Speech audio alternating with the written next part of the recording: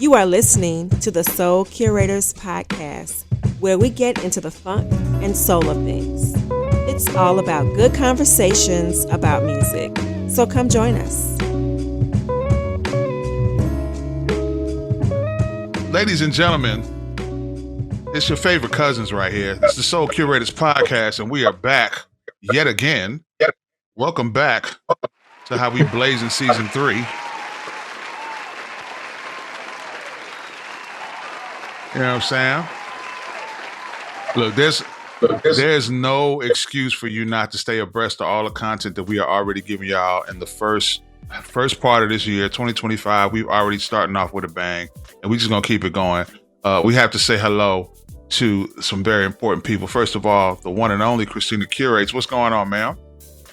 Good evening, good morning, good afternoon. How y'all doing? Y'all doing all right? She got to be the most polite one out of all of us. She's the one who keep us in line, and because we heathens over here. You know what I mean? So I'm doing well, ma'am. I'm doing so good. I'm still tripping about that cat story I told y'all offline. That's still bugging me out. Mr. Soup's Kitchen, what's going on, boss? Yo, thank you. Welcome back. All that good stuff. Good morning, good evening, all that. Hey, don't be moving in that AT-Aliens hoodie, bro, because I'm gonna need that. So don't be getting it all dusty and dirty and all that. I'm gonna need that off you. You know what I'm saying? Word up. This is special. So this gets locked up. So yeah. You know what I'm saying? That got to get dry cleaned, and you don't throw that in the dryer. You let that air dry. You know what I mean? We are honored to be joined by friend of the show, returning guests, another portion of this whole movement. Just a incredible musical mind, a DJ, vinyl collector, radio host, the curator of the Soul City radio show, and just an incredible musical mind. We love to dig into his psyche and his thoughts about this culture that we love. We are honored to welcome back the one and only DJ Foundation. What's going on, boss? Thank you, man. I'm doing good, man. I can't complain. I appreciate y'all actually just bringing me back. Christina Curates, thank you. Mr. Al Pete, appreciate you, brother. Mr. Good Bar, my man Soup's Kitchen, man. He keep it a buck. Listen. Does he ever? Shout out to Mr. Al Pete. Shout out to the MPN network, of course. Right on. Yeah, man, we got some things we got to get to, some things that's heavy on our mind, and of course, we wanted to reach out to you to pick your brain about where you stand on those things. You know what I'm saying? And of course, we need some advice from you, myself personally, that we're going to get into also. So we appreciate you pulling up on us. So we're just going to get started. Christina, what you got for him? Yes. First,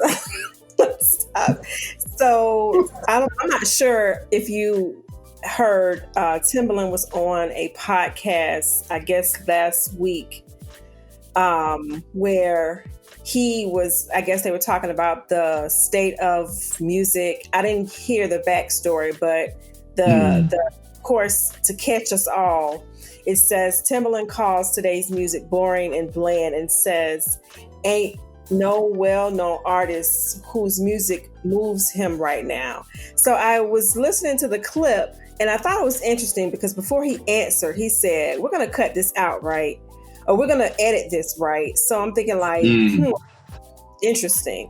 And of course, he goes to say that in his opinion, there's no one that is like exciting him that is no well-known artist, which is kind of crazy. It's like, well, of course, we in our community, we talk about this all the time.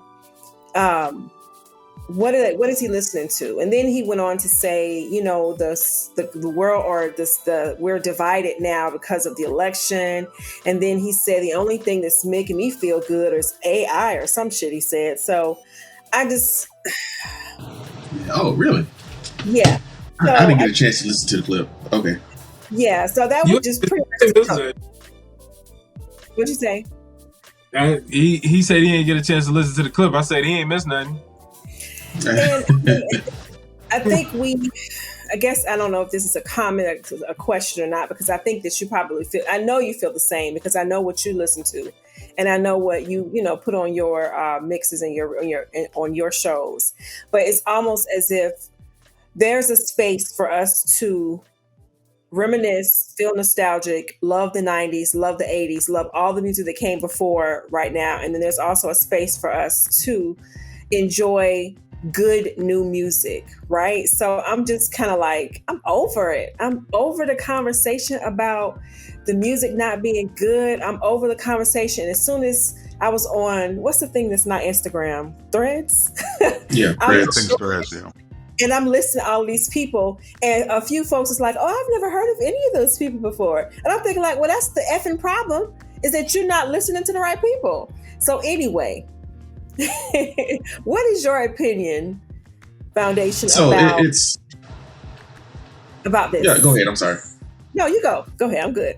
Okay, so I would say it's twofold, right? Like, number one, like the whole conversation about like, I don't know anything about these artists, and people saying that we haven't heard of these artists or whatever. That's on them. That's the onus on them, right? We're at a point right now in music that like we have to search and find it, and people are still being stoic to the point that they're not going to find it. They want it brought to them. We're at the age that we're digging for these artists. We start going down these rabbit holes of these artists that we like. It might be a similar sound to somebody that we listen to. And we start finding out other artists.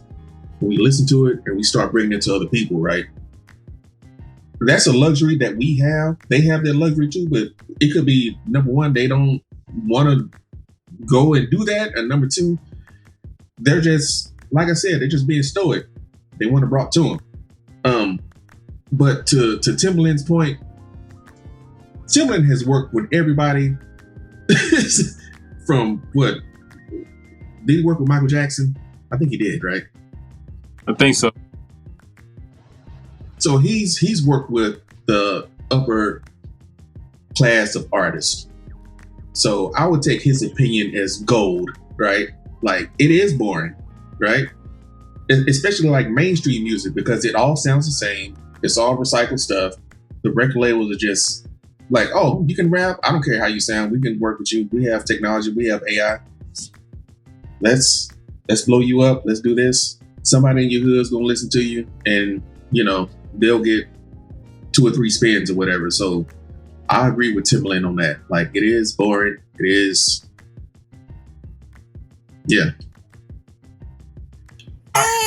Okay, go ahead. I was there at first. I was like that. I was like, I kind of agree with where you're coming from, but that's where my frustration with Timbaland is you're saying this. You're saying music is boring, and you're saying mainstream music is boring, right? And people are not gonna hear you say mainstream. They just hear you saying music is boring. And you just did a thing where you discovered artists that you never heard of. So Timbaland was doing a stream where he was just discovering artists. And one of the artists that he discovered was Brittany Carter. I was like, oh shit, that's dope. Like, I know who she is. And now you exposing other people to who she is. And you saying this about the music, but you can create these mainstream artists with your power.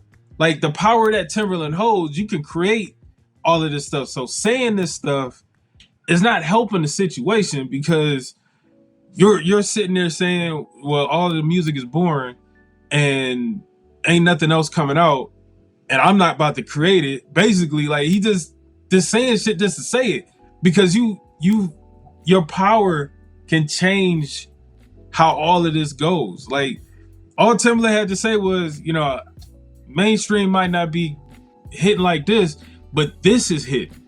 Like, these are hidden. I can see this going in this direction. Or don't even say, mainstream ain't hitting at all or whatever. Just say, look, music today, these artists is keeping it alive. This, and the third.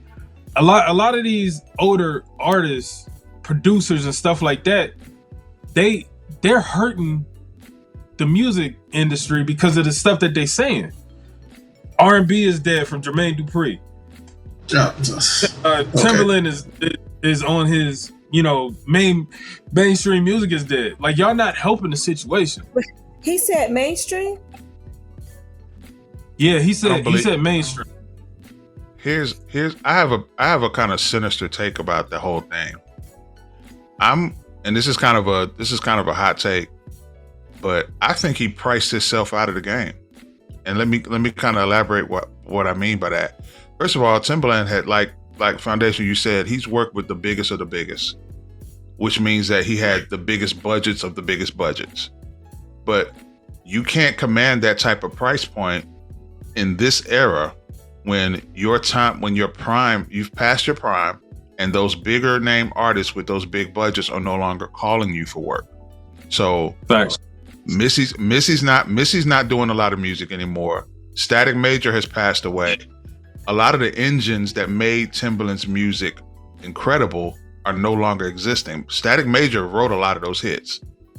Missy wrote a lot of those hits and made a lot of those hits go. She was the door opener for him to a degree. I know he comes from the Jodeci family tree, and he produced a lot of Jodeci music underneath Mr. Dalvin. But the exorbitant fees he was charging for his music and his work, he can't charge these artists anymore, and the labels don't want to pay that. So now, if the label, which I'm not agreeing with, but if they got somebody who can make a little tink tink beat in their house for half the budget that they have to pay, and the low hanging fruit of an audience wants to hear that and wants to make that popular, well, let's save money on the front end and make all the money on the back end off of these minuscule amateur producers and musicians and make them stars. So now I don't have to call Timbaland for his $100,000 or 15 points on the song music. I can get this guy who don't know much about the business and fleece them for it. So now Timbaland's not getting, Justin Timberlake's not calling him anymore. Missy's not really putting more music out. Jay-Z's not calling him anymore. You know what I'm saying? So now, of course, from a bitter standpoint, I'm not calling him bitter. I'm just saying it sounds bitter that nobody's really hitting him up for work. So now he is trying to reach a younger audience by opening himself up to unknown talent, but you also alienate yourself when you continue to stay in this bubble that you're in, because you want a big pop record, a big hit record, a big hit rap record. But they're artists. But when you put a blanket on artists that you could actually be reaching out to be the change that you want to see, but you make statements like this, I wouldn't want to work with you if that's what you're saying, that the music is dried up, when I know I just put out a dope ass album that is critically acclaimed by my listeners. Then you say music is boring. Cleo Soul just sold out Radio City Music Hall for 3 days. Where's the boring and dry in that? Like, you know what I'm saying? Like, where is the boring and dry? Alex Isaac just put out a single, and I'm not saying, obviously that's not really who he really works with, but I'm just saying Ari Lennox is working with people. She's working with Solange. And I mean, there are people that he could actually tap into to kind of be the change he wants to see, which is that was the first thing I thought about in the midst of his response. But I'll go ahead. No, go ahead. No, ladies first. But I was going to say, and then, he's talking about well-known artists. Well, you got Eric Benet that just dropped a duet album. You have Layla Hathaway that dropped an album and won a Grammy or been nominated for a Grammy. You got Lettucey who dropped an album. I mean, you have all of these people who, if you're talking about music from the early 2000s or the 90s, you have these artists who actually are creating that music. And then it's like, okay, nostalgia. You've got October London who does a whole damn full album where he's giving Marvin Gaye, right? They love that. Yeah. Love that because it's so much like back in the day. But I guess I don't know. I feel like, yes, like you said, a lot of people are not going to dig the crates digitally or, actual crates the way we kind of will. But there are a lot of platforms out there that will expose the good music. And to what you said, Soups, like you said, this just taints it a little bit, in my opinion. I mean, I'm thinking about the whole FE crew. I'm thinking about Kenyon Dixon. I'm thinking about even Raheem Devine. All of these artists who go through what they go through to put this music out, and then for some great to say, "Oh, all this music is boring." It's almost like a slap in the face. Right. Like, fuck you, whatever you have done don't matter. It's just. I get what you're saying, right? But like I said, that he's not listening to Fe. He's not listening to Raheem DeVaughn. He's not listening to Layla Hathaway. He's listening to the people he made. You know, Christina Aguilera. He's listening to Aaliyah. He just listening to the MJ, like all these other people, right? So, for him to say that, it sounds like he is punching down on that. So at that point, people are saying, when's the last time you did anything? So people aren't going to take his word at anything at this point, right? Because they're going to consider him an old head that's bitter and upset. Next. And to Mr. Goodbar's point, they've been like, we can find somebody else to do this cheaper. That we can just crank hits out of him and throw him to the side and get somebody else, you know? Yeah. And I think that's what we don't want. We don't want to look at him like that. He's been a soundtrack to our young adulthood, some people's whole life, and we still revere what he's done. So to see this, then on top of that, let's not forget that he had a property in Versus with Swiss Beats that he could have continued to highlight all of the acts that he was championing, but he ended up selling it he sold it to Triller, and now he can't even control it anymore. And that was like, it's like you really kind of took, instead of continuing to have ownership of this property and still highlight those artists, because think about it, every single artist that they put on Versus, that whether we like them or not, every single one of them had an increase in their streams, their music. Some of them got bookings as soon as the world opened back up. Yeah, Versus was an amazing tool that he gave ownership to, and I know they got the bag. But I mean, the music ends up suffering because Triller's not going to handle that property right, and then you really could. I mean, think about it. He brought so many artists back to the forefront. Him and Swiss Beats, that he could have continued to do so. So when you say that the music, the mainstream music is boring right now, you might have a part to play in that, because think about how many new albums came out from artists of the 90s and 2000s because of the attention they got from Versus, and now people want to hear that music again. You know, and I don't know. It's disappointing, but I can kind of see why he said it, but I don't necessarily 100% agree with it. Yeah, I can too. It's kind of like, but in the same breath, he's not. That's the reason why he's not digging in the crates. He's looking for people like us or other people to put him on to some other people, and he could be just like, okay, cool. He's listening to a little snippet, and he's like, oh, that's dope, and that's it. Yeah, they get a little shout out and a little push, but he's not doing anything with that because he doesn't want to. He probably doesn't need to, right? Yeah. Like, he's probably like, oh, you know, I'm past my prime. Like, you know, I did all my joints in the 90s and 2000s. So what are y'all doing? So I'm thinking this, you know.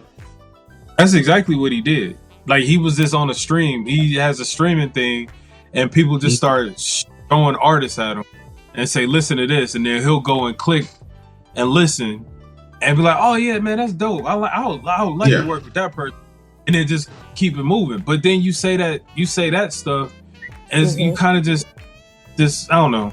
I think, to be perfectly honest, I think one day we truly need to have a conversation about how Timbaland's beats did not age well.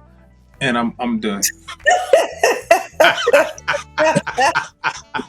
Yeah, he had a few, like, especially that Timbaland and Magoo record, the first one. That's still. Yeah. But and Brian Michael Cox is another one that, you know, sometimes will say, I mean, I get it. We're nostalgic. I love the 90s too. I'm not going to sit here and act like I don't. It's not even about that. Like I said, there's space for all of it. But, and he's best friends with Robert Glasper. And I'm thinking, like, dude, did you not hear Robert Glasper just throw out 3 black radios that have hip hop and R&B influence? And then, you know, he just made a song with Ari Lennox. And I'm thinking, like, you have the Cox. Wasn't it him and who else? Who produced her album? Her Babyface. What? Babyface. Ari Lennox? I know who you're talking about. Yeah, Ari Lennox she worked on a song with Babyface. Yeah, I know, but she just released a song recently. The new one. The new song. Oh, the new one. It's just on the tip of my. Jermaine Dupri. Yeah, it is Jermaine Dupri. He produced that one, but I don't know who wrote it for it. So I look at it like this: we're solution oriented. So, and when I thought about that, I'm like, okay, so let's fix the problem. Who do we see Timbaland working with that we think could kind of match what he brings? And Soups, you are not gonna like this, Soups, but this is the first person I thought of. I thought of either Brent Faiyaz or what's the guy who sung that song with her? Gosh, it's killing me. Bryson Tiller. I think Bryson Tiller.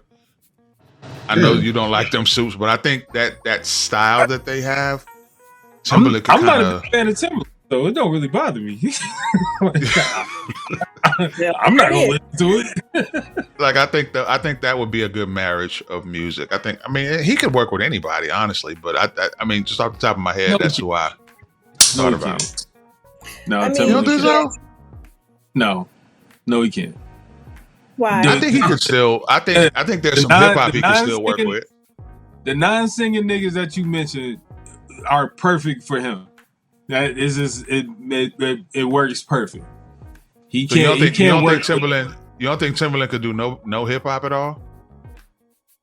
Yeah, but it's not going.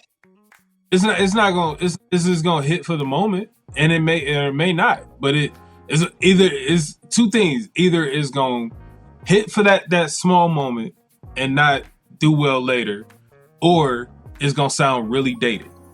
That's it. Like it could be, because a lot of people gonna say Timbaland and Drake working together, or Timbaland and Kendrick working together. Oh, I'm gonna listen to this, and you're gonna listen to it, and you're gonna give it some love or whatever. But then you're gonna start thinking like, this shit don't really hit.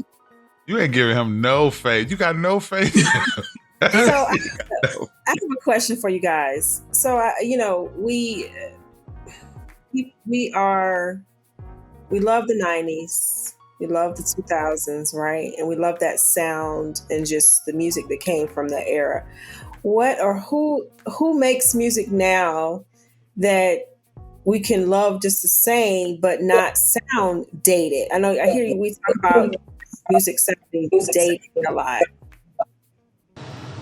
Who do you think? You mean as far as does it sound dated? Right now can make the music that people want to hear, and it doesn't sound dated.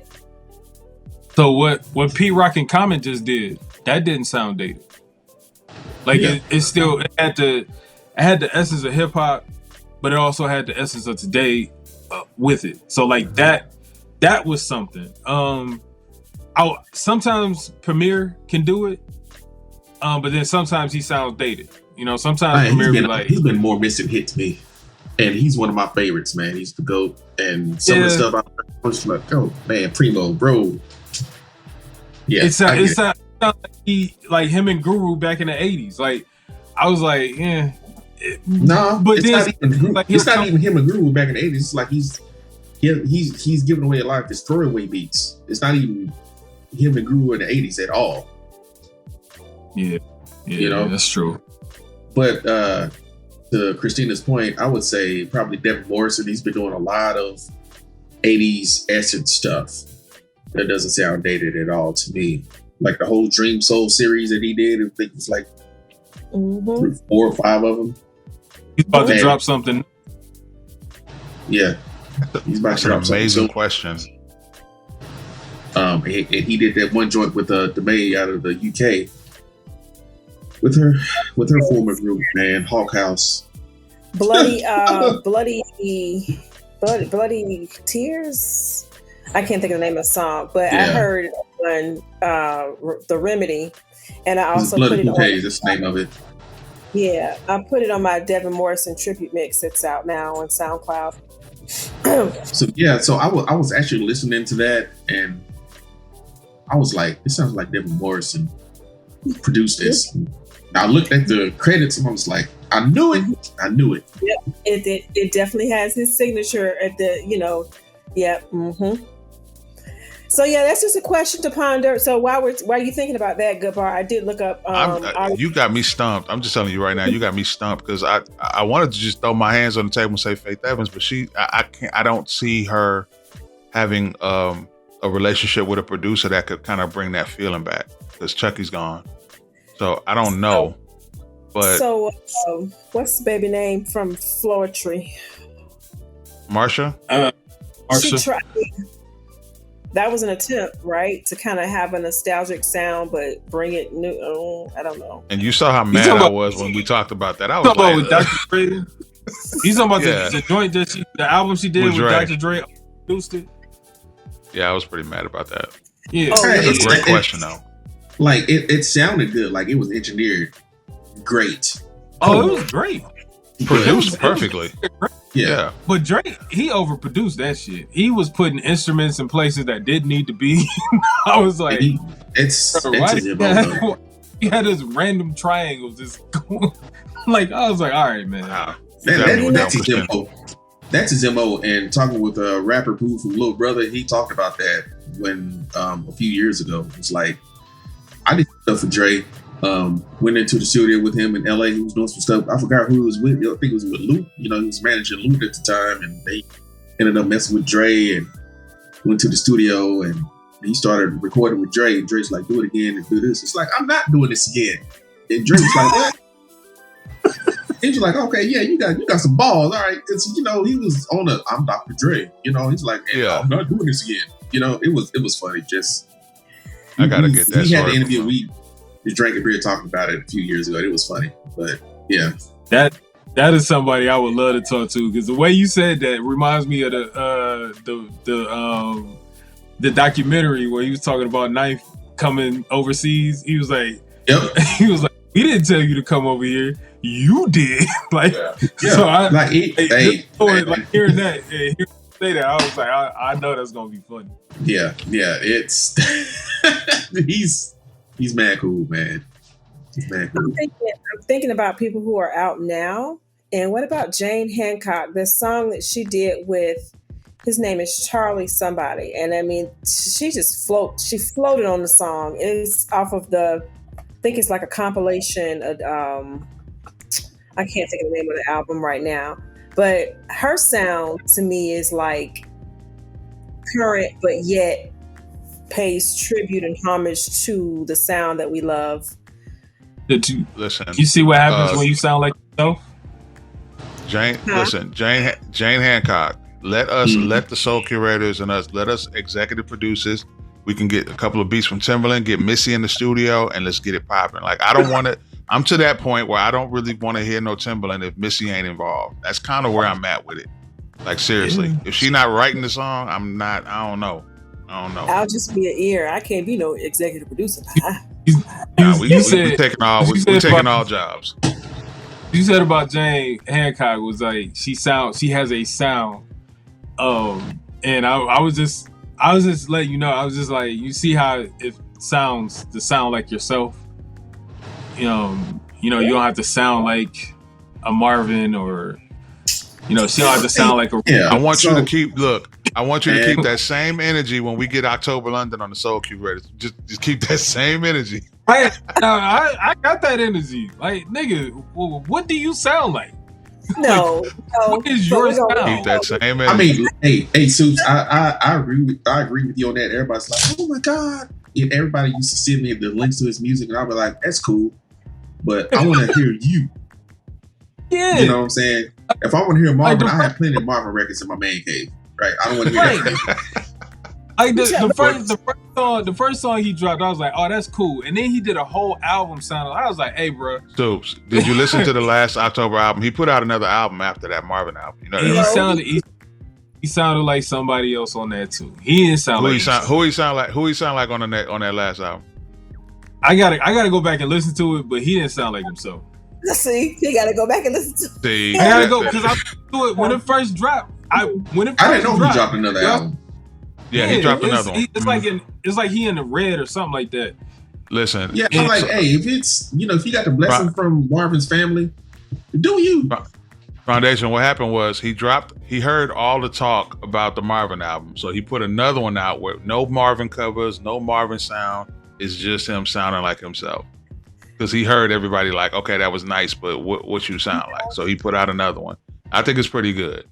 And also, shoot, what I was going to say? I was about to say something about not October London, but damn. Oh, in that same conversation with Timbaland, I don't know we can move on from it because we talk about it and we get aggravated by the fact that we hear it sometimes. But anyway, D-Mile was in the chat and he did a thumbs down because it's like, come on, bro. Come on. I mean, he alone worked with different people. No, he's not to Timbaland status, but I mean, his catalog is expanding to different genres, even with what he's doing, what he has done with Lucky Day's sound. You know what I mean? So it's a slap in the face. I know they probably be like, man, F that, but I know what I was going to say. Do you think that Silk Sonic got people love Silk Sonic? Oh my god, it was like, it sounds so much like surface levels 60s nostalgic soul music. That's exactly what it is. Right. There was no effort put into it. They just took a few beats that sounded nostalgic, knowing that people they were hot at the time when they struck iron at the time, and it suited them well, right? But just listening to it, it's kind of like, I'm not being favoritism on that, but fuck it, I am. All right. Raphael Sadiq before them. Come on. Leon Bridges a year before 2 years before Silk Sonic came out. Did the exact same shit. Okay. Keep cooking. So, even to the point that R. Kelly bit Raphael Sadiq's album and did the same thing too. So before all them did that, they struck when it was hot, you know. Yeah, that's facts. Yep. And I'm just being a favoritism, especially when it comes to Leon Bridges, because he did that shit first. He was doing that when I was. Is that him? And let me sidebar real quick on your point about Leon Bridges. First of all, like you said, he's been doing that for eons, right? And this is what pisses me off about my city. So we have our rodeo here, and every rodeo season we have one night what's dedicated to black music. But Leon got a night, and all the black people in the city was like, who the fuck is this? And we don't want to hear that shit or whatever, yada, yada, yada.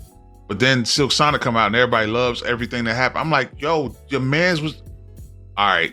So I was very pissed off about that because I was saying kind of some what you were saying about the foundation. Your man's has been doing that. Like, what do y'all... Now y'all like it? Oh, okay. All right. Yeah. I'm sorry. I'm telling you, what it was is like, he started doing it. A lot of us didn't appreciate it, but the mother folks did. Cha-ching. Listen, bro. Listen. That's a fact. I felt was that the album? My fault. No, I was gonna say real quick. I felt some kind of way when Silk Sonic did. What did the song "Confunctions Over"? I was Love Train. Yeah, Love Train.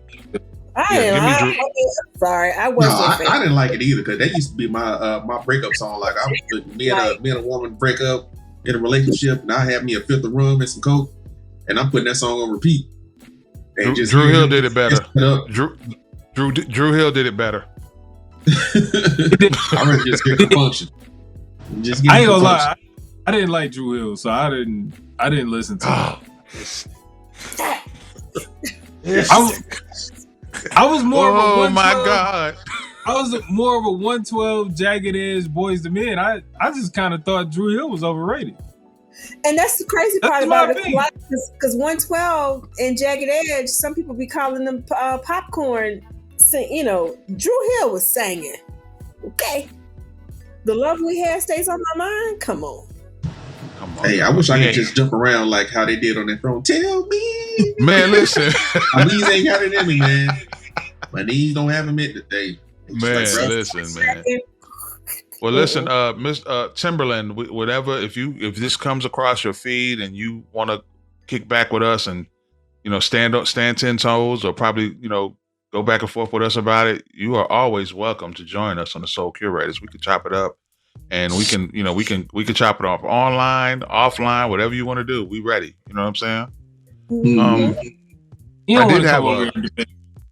Nah, he don't want to, but the brave ones do. You know what I'm saying?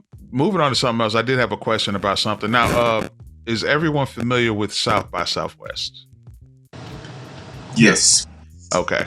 All right. Of course. For those who are not familiar, South by Southwest is an annual tech, music, entertainment, whatever is going on in popular culture, in tech, in movies, music, all of that stuff. It happens every year around spring break in Austin. It's been going on for decades. Just recently, they put up a post indicating that they are removing the music portion of the festival, which happens the last week of the festival, which caught a lot of flack, and I was very disappointed about, but not surprised about. That was a place where I first saw Odd Future, where I saw Erykah Badu DJ for the first time. I first saw Janelle Monáe. I first saw Tanya Morgan. I first saw Big Sean and Currency and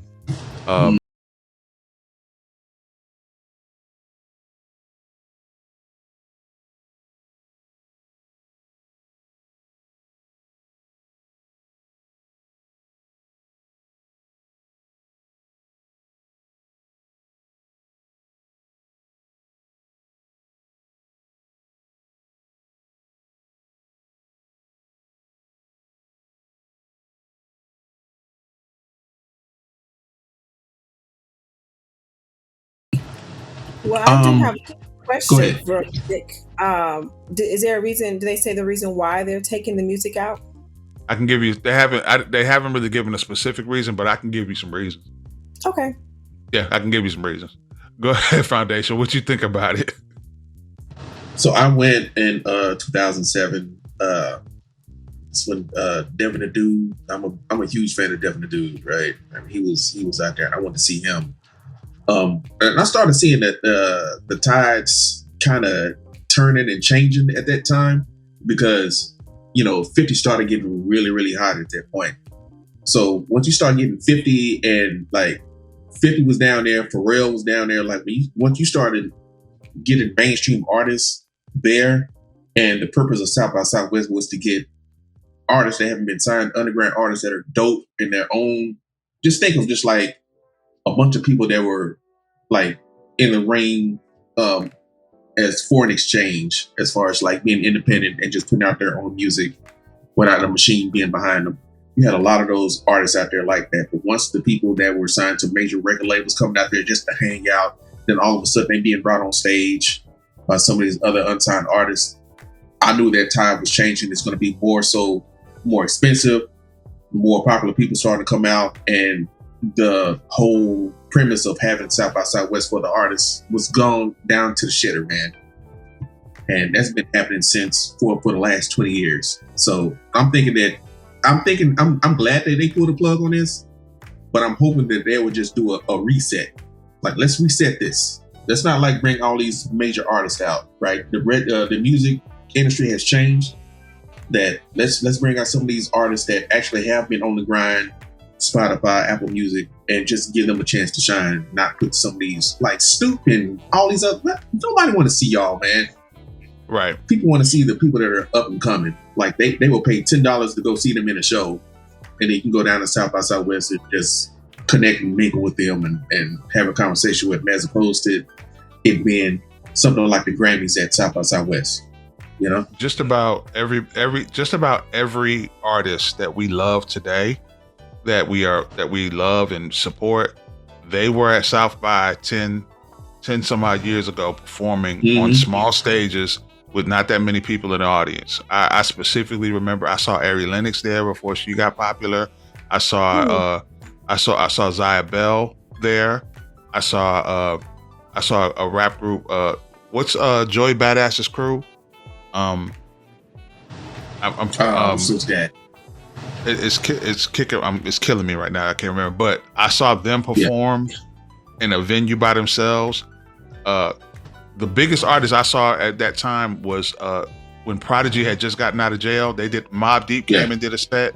Like it's always been like tailored to the underground. I saw Odd Future when nobody knew who the hell they were, and they were still putting music up on Tumblr. I saw the whole crew was on stage. Like it was amazing to see. Tanya Morgan, Von P was there. Like those before Big Sean was big, when he was just a regular little nigga rapping, he was tearing down stages there. And you could go to those venues and go $5-10 maybe. Sometimes you can get in for free. And to your point, like Foundation said, 50 Cent came one year. Then right after that, Puff Daddy and Bad Boy came one year. And immediately after that, they started having you have badges. The badges started costing $300-400, sometimes $1,000. Yeah, Snoop and Pharrell them came through. Right. So then you couldn't go to the big stage arenas where they were performing at, and you couldn't see the smaller acts. And then so what they started doing is having the smaller unknown acts performing at unofficial South by Southwest places. I saw rappers in donut shops performing. Like it was not in the main area. So it's kind of like one of the reasons where they priced it out, because of all of the mainstream artists trying to get that attention. The other thing is it got really violent that week as well. Yeah. There were a couple of people who were killed, unfortunately, in like a car accident after a beef with somebody. Somebody drove down the main street and ran over some people. It was always a bunch of fights, always a bunch of just violence, and just the heightened security. And I think those are the two reasons, in my opinion, why they were like, why are we putting money into this week? We get more money from the tech week or the movie week or whatever. This music week is not doing it for us. But it kind of sucks though, because like, Foundation, I know you can attest, we've had some memorable nights at South by. Yeah. Like I remember, like, I became a big fan of hip hop out of Toronto and Canada, because I met Socrates, I met Shot Claire, I met a lot of Toronto rappers that came through and just did their thing, and I've been following them ever since. It was just a lot of people from North America, South America, just all of it was all of the essence of music. It was all pure. You know what I'm saying? Because they love this music, they love this shit that they're doing, and just for them just to get props where they're at, it was all love, right? And it's just unfortunate what happened, but hopefully they could just do a reset and just bring it back to the essence of what it was, right? Yeah. I was hoping the same thing with the Art of Cool too, because I went to the Art of Cool when it was little or nothing. Like I got a press pass just based on my radio show, and I met people from OK Player, met so many people, met some of my peers that I played their music on my radio show too. Because they got on out here. It's the same fate out here with the Art of Cool. Once they got bought out by a bigger conglomerate, bigger machine, and it was a wrap. Yeah. The Art of Cool is where Lil Brother reunited. Yeah, and I was crazy. I was in Kentucky with my wife's family. I was looking at my phone and I just saw that picture of all three of them together. I was just like, damn. Bruh. That was a moment for us, for those who were there. I can imagine if you were there and you saw them, actually, it was like, wow. I remember exactly where I was the moment that popped up.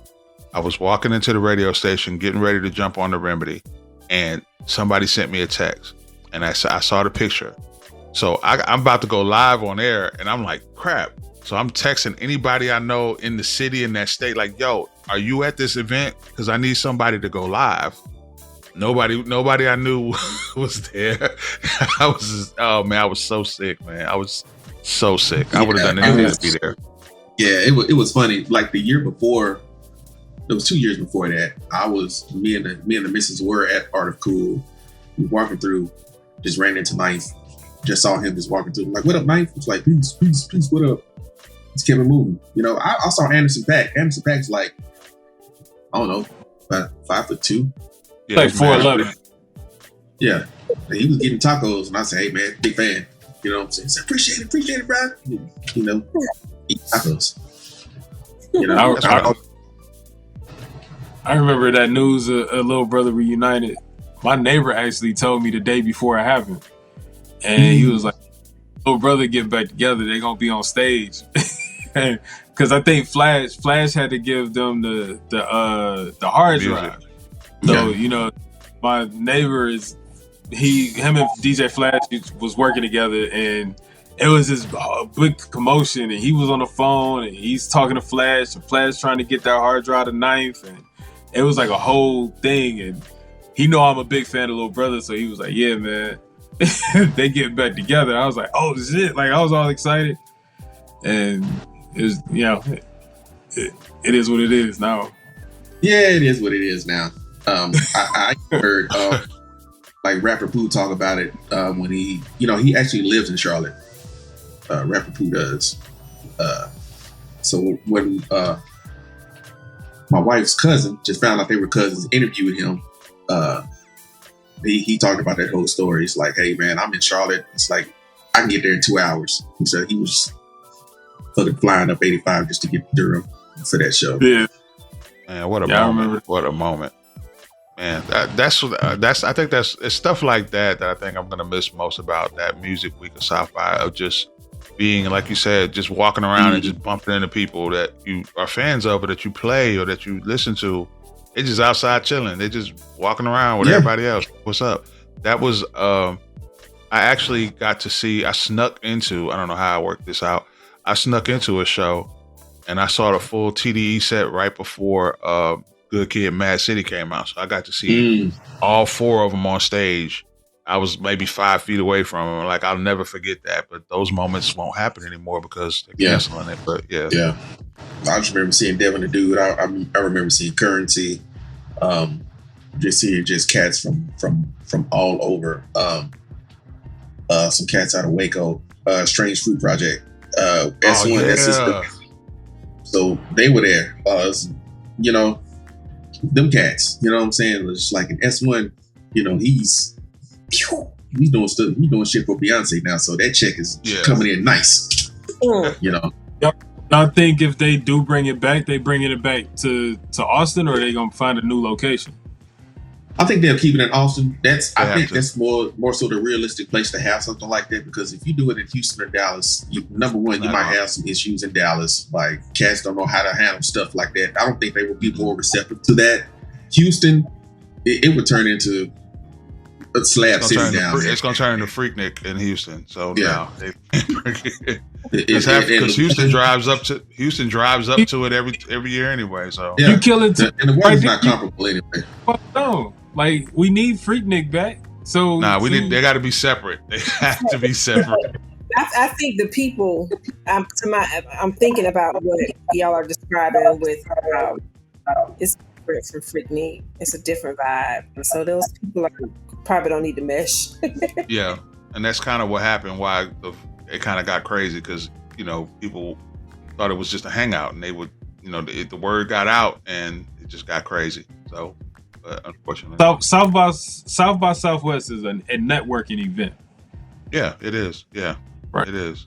I was trying to go, but at the time I was trying to go, I had babies, and you was busy networking yourself. Okay. No. I missed so many opportunities when I was doing radio. They went up, like the radio hosts and everybody. They went to South by Southwest because one of the hosts, his name was Big Hef. He worked for Def Jam, so they sent him and they sent the rest of the crew up, and they left me to host, and I was just like, oh, okay. Yeah. Once it started getting big like that, I already knew it was a wrap. Like, it's like, 50 Cent was at South by Southwest, and then Pharrell and Star Trek. Crazy. No. I have a question that's related to that, but I'll save it for the end. It's about shows and stuff. I'll save it because I'll ask all three of you.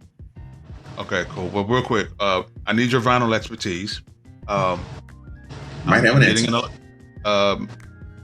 I'm kind of getting in a lot of trouble for the amount of vinyl I've been purchasing lately, but I'm happy to take a whooping for what I get. But the question that I do have on a more serious tip is storage. So I'll use this album for an example. My No Worries album, right? So what I've been doing is, and I kind of want to know what you think. So I've been using these. Yeah.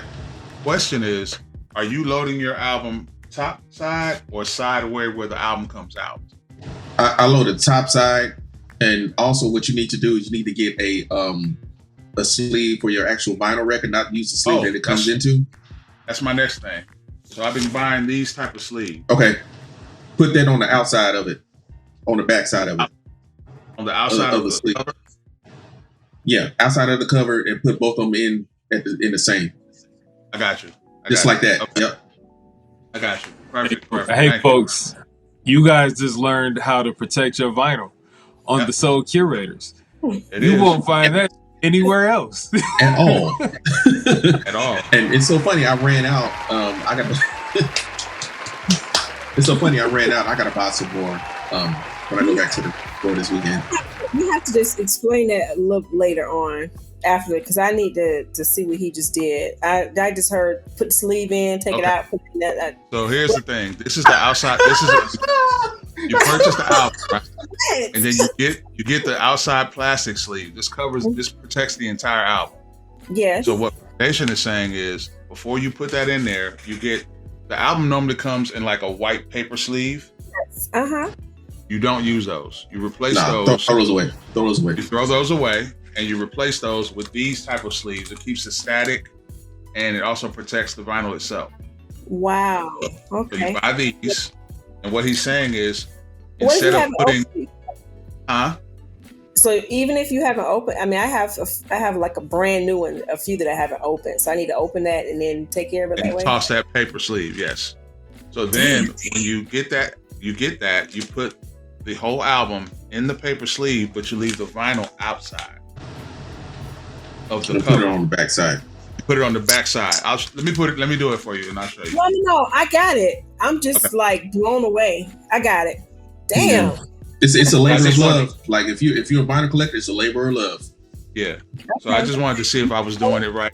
That tip is what I needed. No one, even when you go into these stores, they don't tell you shit like that. You know what I mean? And they're not. They're not. Yeah. Well, it's like when you go to the hospital. They don't want you to get well. They want you to keep coming back. But shout out to my vinyl dealer, Luke, my man Luke Stimmerman. He's the owner of Premium Sound out here in Charlotte. It's my Saturday weekly pilgrimage to go out there and buy records from him. He'll usually call me or text me. He's like, "Hey, I got this record in early. I know your sound. I'm gonna hold it for you." And I'll usually either PayPal him or Cash App him, and I'll just go and get it. He said, "Don't post it yet because it ain't supposed to come out till the following week or whatever. You know, you don't want to get in trouble." So. Hey, this don't sound crazy, y'all. Having a record plug. The plug used to be completely different. Now the plug, he sell records and it's legal. Yeah, exactly. Okay. When we get off, can you just take a picture of that? Just because I'm a visual learner. Oh shit. Yeah. I got you, sis. Thank you. Yeah. Just like that. Yeah. Like this. So the album, when you put it in your sleeve, it's like this. The album, the vinyl is out here. Here's a cover. Never knew. And for those of you that are listening, and not watching, we are actually learning how to, like Sue said, learning how to actually store your vinyls. I wish you could see this because it's amazing. I mean, maybe, but I'm not a connoisseur. I put all of mine to show you how many I have. I was able to put all of mine on the Discogs website. Mm-hmm. So I don't have nowhere near compared to what he probably. I'm working on that. I'm working on that, putting mine on Discogs. I have a few, but not a lot. But I'm working on. Yeah, what's a few? Yeah, let's get to that. I think, like right now, I have like 25. Like I don't have the time just to put all of my whole collection on Discogs. I think if I'm on vacation for a couple of weeks from work, then I could probably do it. But right now, no. Yeah, and knock it out. You can knock out. I don't know how many you have total, but it's an easy process. And I know they're not the only place. What? So break it down for me, sis. I'm saying about 2,000-3,000. 2,000-3,000. Okay, that makes more sense. That sounds like you. So Well, this is not the only place. It's free, but you can take a picture of, depending on how old the record is, either take a picture of the barcode, or you can just type in what you have. But some of them you can take a picture of and it'll pop up. Now, of course, they have different versions of the LP or whatever. But I mean, I haven't been that technical with it, but I did put all of them in. So now going forward, because I think Record Store Day is April 12th this year. Yeah, it's April 12th. Mm-hmm. Yeah. So, going forward. Yes, little brother. I'm not a vinyl. I don't have any vinyl. That's just something I just never thought to do. But with this collection, as a DJ, do you use these for DJing purposes or just strictly listening purposes? And this is the perfect segue to the plug. Let's go. Give it to me. I do. So my shirt that I have on right now, The Art of Easing, me and my DJ partner, this is our event. We've been doing this for going on 10 years, The Art of Easing.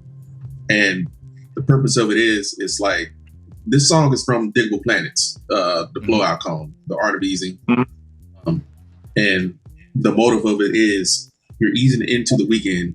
Like, we do our events on Sunday, the fourth Sunday of the month. And you're easing in on Sunday. You're going to come in and listen to us. You're going to listen to what we play. You're going to enjoy it, and you're going to love it. That's all on vinyl. You know what I mean? So we created an experience. We might have themes, or we might just play what's on our heart. You know what I mean?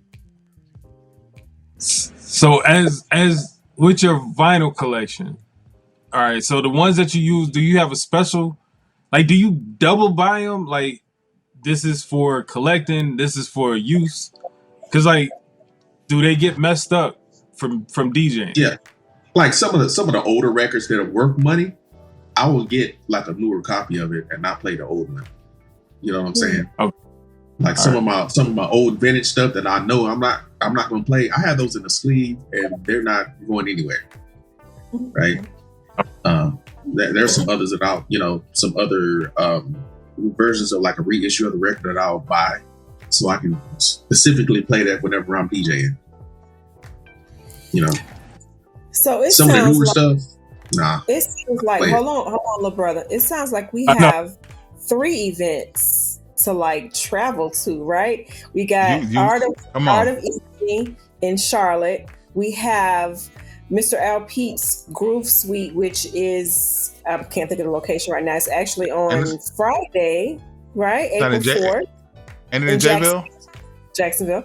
And then we have Paid in Full. That's in Houston. Mm-hmm. And I don't know when that is, but we got 3 events. We need to trickle on. Yeah, no doubt. No doubt.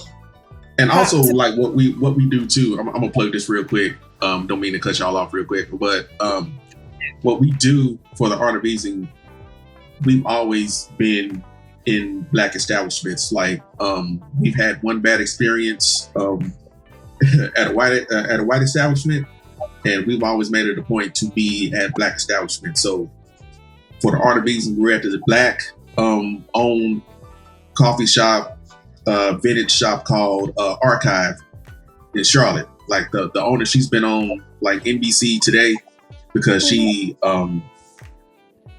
collects vintage Source magazines, Vibe, Essence, Ebony, old college yearbooks from all the HBCUs around North Carolina. That's dope. ENT. She's about to expand and do some other stuff, but what we do fits the aesthetic of that place. And my DJ partner also sells vinyl records in there too. So that's dope. You'll see nobody but us in there, and it's a beautiful experience. I will say that. That's dope. But y'all look up Archive CLT, and it's dope. I got one more question about the vinyl stuff.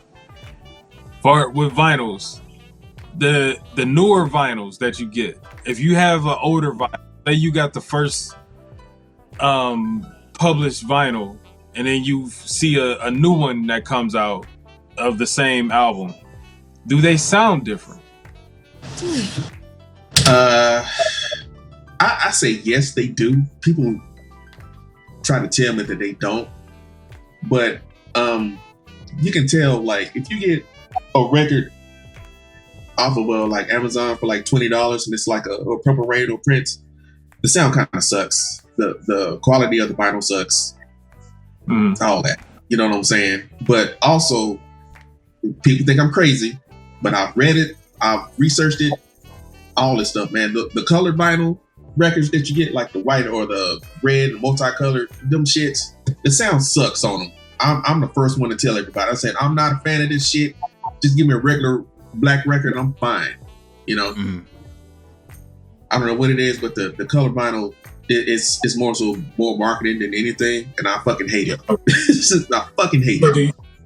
Do you think do you think with the vinyls becoming popular again, they're taking something away from it because they're doing the colors and the different things? Like, well, yes and no. I think yes.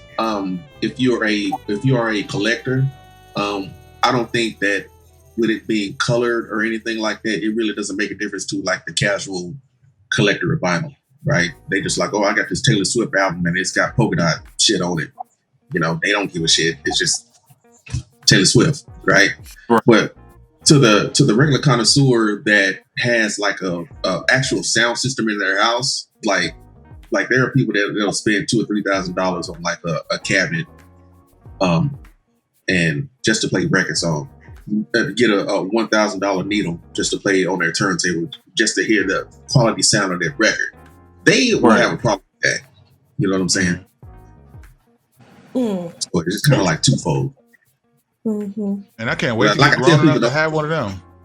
Yeah, I know. I have a vintage one. My wife's grandmother, God rest her soul, she gave to me before she passed away, and I'm getting that like refurbished. I'm getting brand new, getting all the wires and everything just upgraded, so it'll just sound like quality downstairs. Nice. I'm just glad. I'm glad that we have you to kind of poke about that, because I've been getting more serious about my collection. Now, listen. Here's the thing. As a parent, right, I haven't been able to take advantage of buying vinyl because I've been so busy parenting and paying for everything this goddamn boy needs. So I haven't been able to take advantage of I haven't had any disposable income to take advantage of purchasing my records like I would normally do. So now that that's kind of easing off, I can kind of invest in my hobby. And so I'm starting to replenish that. And it's starting slow, but I'm active. Like I'm very proud of myself. I just bought a $60 Cleo Soul album that they had to have shipped overseas. I mean, just little stuff like that that I can like. Huh? Which one did you get? I got gold. Okay. Yeah. I saw on TikTok like you were doing the vinyl challenge. Yes, sir. I saw that. Yeah. I'm trying to join the community. That's all. And you saw me. I posted the eyes on there. I'm like, oh, I see what you got. Yeah. I'm trying to. Yeah, I know who I'm chasing. I know who I'm chasing. I'm gonna let y'all have that, man. I ain't trying to hurt nobody's feelings. But I know. Yeah, you can't play that game. You can't play that game. No, I'm not. Put us all down. I actually will share with you guys offline one of my dreams. I think I've shared it with my co-host about one of my dreams when I retire. You're not gonna tell your Soul Curators fans what your dream is, so they can support you and hold you accountable? No, not yet, because somebody will steal it. You know, I got you. I got you. You said when you was higher? Retire. Oh, retired. I was like, hired? Like, what the fuck? My bad. What is talking about? What? Listen, this has been a great chat. First of all, this is how we know you're aligned with us, because you already kind of introduced us to another segment that we do. First of all, I want to talk about the Art of Easing merch. You know, where can people get their hands on that? That shirt is really hard. Is that something that you guys do at the event, or is it something that you put online? What's going on with it? So yeah, we partnered with a good friend of ours. He's a black T-shirt maker out of the Congo, and he owns this big T-shirt company out here, and we partnered with him to make our shirts. Right, so we have plenty to get rid of, and they're just $30 for each, whatever size that you want. You know what I'm saying? And I can send them out to y'all. Yes, no problem. Get it. Let's get it. Christina, what you look? I'm running out of shirts trying to keep up with you. What you got on today? What's going on? I was cleaning out some stuff and found this one. I got this from the Message Bottle, folks. It's black owned. So my mom was everything and then some. That's a beautiful shirt. That's a beautiful shirt. That's dope. Okay, Soups, tell them about my hoodie you wearing. This is, I believe this is from OK Player. It's the AT Aliens. That's OK Player. Yep. So it's Outkast, AT Aliens. It's self-explanatory. Now he's showing off. He know I want that. That's why he's showing off. I'm wearing a shirt that I was gifted by the Paragon Project. This is to promote their single, I Don't Want to Talk About It. For those who don't know, the Paragon Project is a collection of musicians, artists, singers. It's a group that's set up by the Fort Hays Metropolitan Educational Center. And so their director puts albums together, and this is for their Volume 4 album that's called Adolescent. So it's straight up students. The whole album is produced. It's the musicians, the singers, the rappers. They're all students, and they have made some incredible music. And so I've been playing their music on my show on The Remedy, and the director got wind of it, and he sent me a pack of shirts and sent me a plaque and sent me all their CDs, just a whole love package.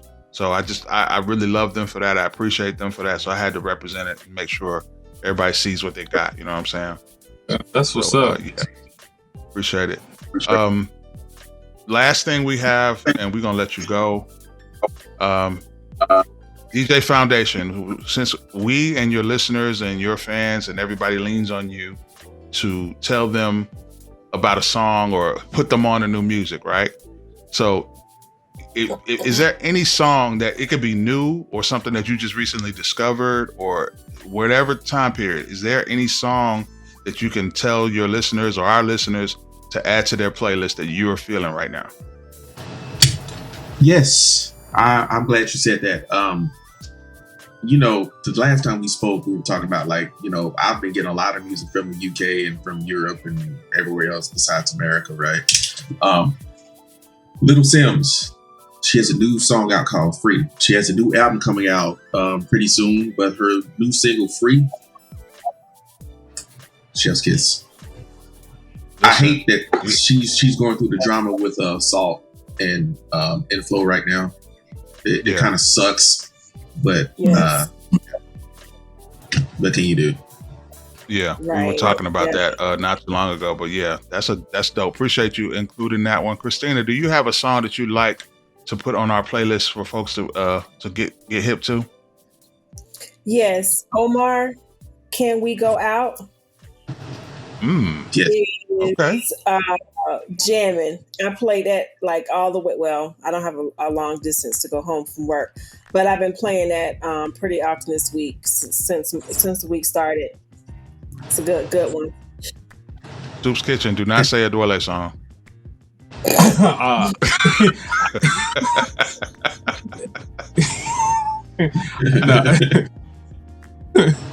I got.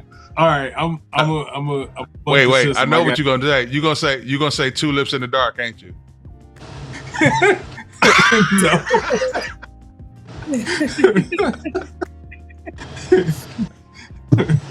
That's a jam though. Hey, look, that's a jam though. I'm a bug the system. I got two. Okay. I got one. It's her name is Malaya, and it's called That. Well, Well, she's got a little EP where it's the first song is this, and then the second song is that. I like that, and it's like that's really dope. The other song for me that's been on heavy repeat is Ruben Vincent's. Ruben Vincent dropped a little mixtape on SoundCloud, and he's got a song called Anything. Ninth Wonder, he's been disappointing me in the beats for a minute now, but this did not disappoint. Like his beats, he really stepped up on the beats, and I was like, all right, Ninth. Queen City in the house, baby. Yeah, I like that. Ruben Vincent, Queen City, baby. Ruben Vincent he's gonna be that one. Like I've been a fan of Ruben one. I'm gonna tell y'all. I went to a Soul Council like beat thing, right? It was like the whole Soul Council was there. I'm gonna tell you, Crisis ate everybody ass up, man. Tell you that. Ate everybody ass up. And I had to go and tell him, I said, bro, he said, thank you. I said, no, you don't understand, man. You ate everybody ass up. Dog walked everybody. Crisis is that one, man. Like people be slipping on they be sleeping on Crisis. Like, how about this? Crisis, here's a circle back moment. I was at South by Southwest. I think this was 2012, 2013, and I went to a beat battle. It was Crisis. It was Kev Brown. It was Odyssey. It was I forgot who else it was. And Dice Raw performed. Yeah. When I tell you Crisis beat everybody beats out of the house. This is callback moment. Yeah, so I totally absolutely. As far as my song, I feel kind of ashamed because I feel like I should have known this song by now. It did come out in 2024. It's by Lay Full Stop. It's called My Turn, featuring Tyler Daly, who is the lead singer from Children of Zeus. Shout out to the UK music. Yes. And my God, what an incredible duet. Tyler is perfect for duets. He is absolutely perfect for. He does him and the lady singing is always magic. I haven't heard a bad version with him as in a duo yet. So that's what's been holding me hostage lately. Right. I'm for their new album. Like we about due for a Children of Zeus album. Like it's time. Absolutely. I'm still rocking Tyler's solo joint. Yeah. In fact, me too. So we're going to add these songs to the description and the link so everybody can hear them after we get back offline, so you guys can enjoy it and add it to your playlist.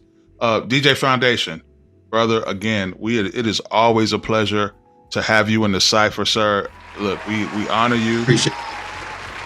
We appreciate your jewels. I just want you to know that I'm about to be up late all night putting these albums in these sleeves the way you told me to, so I can make sure they right, because I'm not going to be able to rest till they right. Hey, brother, it's a labor of love. My wife, she is like, every Saturday I get up, I'll cut the grass and be around the house, and then she'll be like, "You're not going to the record store today?" I'm like, "No, not today." She'll be like, "Why not?" Like, she's punking me into the record store. I'm like, "All right, well, I'm going. I'll be back." You know? There we go. If you would do us the honor, sir, please let our listeners know how they can stay connected with you, how they can support you, for those in your area, how they can pull up to the Art of Easing, and how they can listen to your radio program. Please put them on to how they can stay connected to you, sir. I will. I appreciate the love on that. And I appreciate y'all always having me on the show. As you can see, if you can find me on Instagram, it's at DJ Foundation 1914. Shout out to the mob.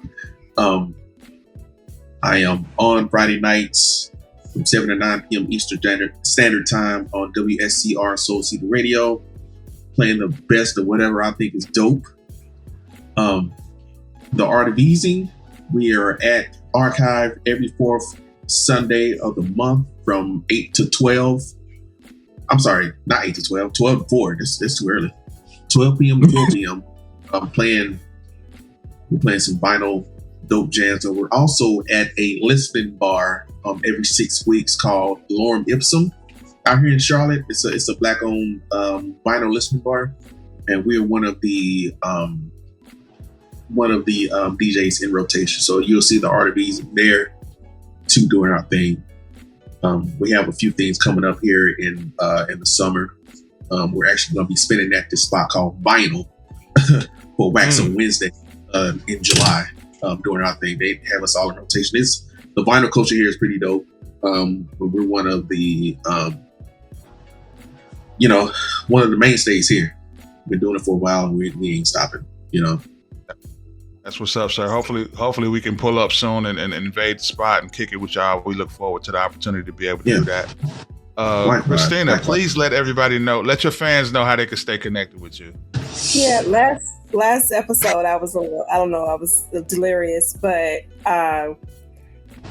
Instagram, Miss Christina Curates, and you can hear my mixes on NPN Radio on Fridays throughout the day.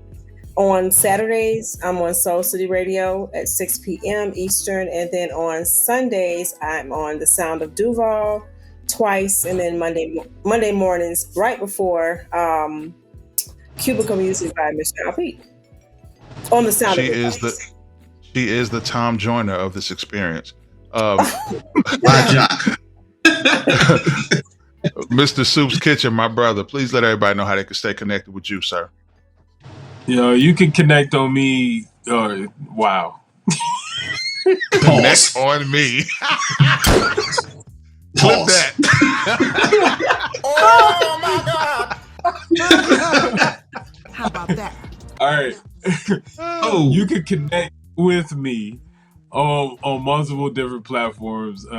Just you can Google Soup's Kitchen right there, and everything will pop up. I'm on Instagram, X, Facebook, Blue Sky, Fanbase, Clubhouse, everything that you can think of, you can connect with me there.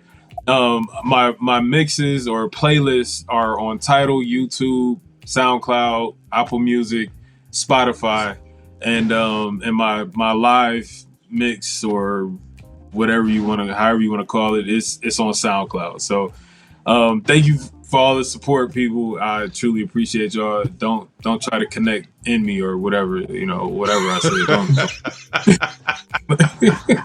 Yo, oh my God, yo, I go by the name of Mr. Goodbar. I am the host and producer and creator of the Remedy radio program in Houston, KPFT 90.1 FM and HD2. You can also catch me. All of the episodes of the Remedy will be streaming on all streaming platforms. Name it, I'm on there. Also, 1/3 of the Paid in Full crew. Paid in Full, if you are in Houston, we will be partying on May 10th to celebrate all of our tourists' birthdays. Myself and DJ Nimbus will be celebrating birthdays. So if you're in the city, pull up. I'll put all the information up on social media that you should be following me on. Everything is The Remedy Radio. Of course, like I said, The Remedy is streaming on all streaming platforms, but we broadcast every Saturday from 6 to 8 p.m. Please make sure you stay connected. And of course, on behalf of Mr. Alpete and the MPN Network, of course, please go to the MPN Network website to check us, mpn-llc.com. Everything related to the MPN Network, Mr. Alpete, and this podcast is there. Huh? Get the app. Oh, yeah, and of course, yeah. Talk about it. Tell them about the app. Go get that MPN app. Stay connected at all times, 24/7.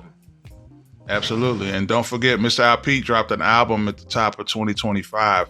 Please make sure you get your hands on G4.5. You know what I'm saying? Shout out to Mr. Alpete, our producer. One more thing. I'm sorry. One more thing. No, March go ahead. March 30th made 5 years of me making mixes. Yeah.